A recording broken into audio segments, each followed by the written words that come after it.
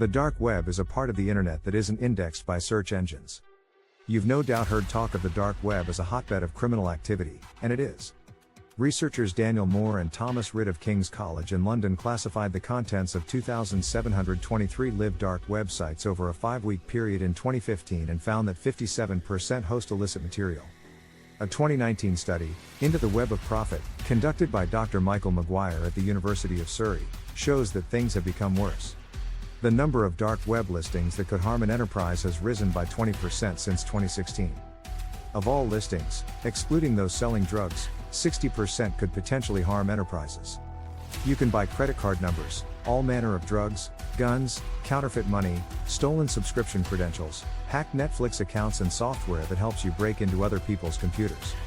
Buy login credentials to a $50,000 Bank of America account, counterfeit $20 bills, prepaid debit cards, or a lifetime Netflix premium account. You can hire hackers to attack computers for you. You can buy usernames and passwords. Not everything is illegal, the dark web also has a legitimate side. For example, you can join a chess club or black book, a social network described as the Facebook of Tor. Deep web versus dark web, what's the difference? The terms deep web and dark web are sometimes used interchangeably, but they are not the same. Deep web refers to anything on the internet that is not indexed by and, therefore, accessible via a search engine like Google. Deep web content includes anything behind a paywall or requires sign-in credentials. It also includes any content that its owners have blocked web crawlers from indexing. Medical records, fee-based content, membership websites, and confidential corporate web pages are just a few examples of what makes up the deep web. Estimates place the size of the deep web at between 96% and 99% of the internet. Only a tiny portion of the internet is accessible through a standard web browser, generally known as the clear web. The dark web is a subset of the deep web that is intentionally hidden, requiring a specific browser, Tor, to access, as explained below. No one really knows the size of the dark web, but most estimates put it at around 5% of the total internet. Again, not all the dark web is used for illicit purposes despite its ominous-sounding name. Dark web tools and services. The Into the Web of Profit report identified 12 categories of tools or services that could present a risk in the form of a network breach or data compromise. 1. Infection or attacks, including malware, distributed denial of service, DDoS, and botnets. 2. Access, including remote access trojans, rats, keyloggers and exploits. 3. Espionage, including services, customization and targeting. 4. Support services such as tutorials. 5. Credentials. 6. Phishing. 7. Refunds. 8. Customer data. 9. Operational data. 10. Financial data. 11. Intellectual property/trade secrets. 12. Other emerging threats. The report also outlined 3 risk variables for each category. 1. Devaluing the enterprise, which could include undermining brand trust, reputational damage or losing ground to a competitor. 2. Disrupting the enterprise, which could include DDoS attacks or other malware that affects business operations. 3. Defrauding the enterprise, which could include IP theft or espionage that impairs a company's ability to compete or causes a direct financial loss. Ransomware as a service, RaaS, kits have been available on the dark web for several years, but those offerings have become far more dangerous with the rise of specialized criminal groups like REvil or Gone Crap. These groups develop their own sophisticated malware, sometimes combined with pre-existing tools, and distribute them through affiliates. The affiliates distribute the ransomware packages through the dark web. These attacks often include stealing victims' data and threatening to release it on the dark web if the ransom isn't paid. This business model is successful and lucrative. IBM Security X-Force, for example, reported that 29% of its ransomware engagements in 2020 involved REvil. The criminal groups that develop the malware gets a cut of the affiliate's earnings, typically between 20% and 30%. IBM estimates that REvil's profits in the past year were $81 million. All this activity, this vision of a bustling marketplace, might make you think that navigating the dark web is easy. It isn't. The place is as messy and chaotic as you would expect when everyone is anonymous, and a substantial minority are out to scam others. Accessing the dark web requires the use of an anonymizing browser called Tor.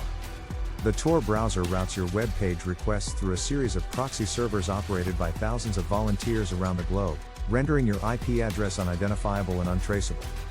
Tor works like magic, but the result is an experience that's like the dark web itself, unpredictable, unreliable and maddeningly slow. Still, for those willing to put up with the inconvenience, the dark web provides a memorable glimpse at the seamy underbelly of the human experience, without the risk of skulking around in a dark alley. Dark web search engine. Dark web search engines exist, but even the best are challenged to keep up with the constantly shifting landscape. The experience is reminiscent of searching the web in the late 1990s. Dark web websites. Dark web websites look pretty much like any other site, but there are important differences. One is the naming structure. Instead of ending in .com or .co, dark web websites end in .onion. That's a specially used top-level domain suffix designating an anonymous hidden service reachable via the Tor network, according to Wikipedia. Browsers with the appropriate proxy can reach these sites, but others can't. Dark web websites also use a scrambled naming structure that creates URLs that are often impossible to remember. For example, a popular commerce site called Dream Market goes by the unintelligible address of Eagleton3Z2Ulka76.onion. Many dark websites are set up by scammers, who constantly move around to avoid the wrath of their victims. Even commerce sites that may have existed for a year or more can suddenly disappear if the owners decide to cash in and flee with the escrow money they're holding on behalf of customers. Law enforcement officials are getting better at finding and prosecuting owners of sites that sell illicit goods and services. The dark web has flourished, thanks to Bitcoin, the cryptocurrency that enables two parties to conduct a trusted transaction without knowing each other's identity. Bitcoin has been a major factor in the growth of the dark web, and the dark web has been a big factor in the growth of Bitcoin, says TK. Nearly all dark web commerce sites conduct transactions in Bitcoin or some variant, but that doesn't mean it's safe to do business there. The inherent anonymity of the place attracts scammers and thieves, but what do you expect when buying guns or drugs is your objective? Dark web commerce sites have the same features as any e-retail operation, including ratings/reviews, shopping carts and forums, but there are important differences. One is quality control. When both buyers and sellers are anonymous, the credibility of any rating system is dubious. Ratings are easily manipulated, and even sellers with long track records have been known to suddenly disappear with their customers' crypto coins, only to set up shop later under a different alias. Most e-commerce providers offer some kind of escrow service that keeps customer funds on hold until the product has been delivered. However, in the event of a dispute, don't expect service with a smile. It's pretty much up to the buyer and the seller to duke it out. Every communication is encrypted, so even the simplest transaction requires a PGP key. Even completing a transaction is no guarantee that the goods will arrive. Many need to cross international borders, and customs officials are cracking down on suspicious packages. As in the real world, the price you pay for stolen data fluctuates as the market changes. Is the dark web illegal? We don't want to leave you with the impression that everything on the dark web is nefarious or illegal. The Tor network began as an anonymous communications channel, and it still serves a valuable purpose in helping people communicate in environments that are hostile to free speech. A lot of people use it in countries where there's eavesdropping or where internet access is criminalized, TK said. Pirate Bay, a BitTorrent site that law enforcement officials have repeatedly shut down, is alive and well there. Even Facebook has a dark web presence. More and more legitimate web companies are starting to have presences there, TK said. It shows that they're aware, they're cutting edge and in the know. There's also plenty of practical value for some organizations. Law enforcement agencies keep an ear to the ground on the dark web looking for stolen data from recent security breaches that might lead to a trail to the perpetrators. Many mainstream media organizations monitor whistleblower sites looking for news. Keepers Patrick TK checks in regularly because it's important for him to be on top of what's happening in the hacker underground. I use the dark web for situational awareness, threat analysis and keeping an eye on what's going on, he said. I want to know what information is available and have an external lens into the digital assets that are being monetized. This gives us insight on what hackers are targeting. There are also many tools that can be used to monitor the dark web and scan for personally identifiable information and even respond to attacks. If you find your own information on the dark web, there's precious little you can do about it, but at least you'll know you've been compromised.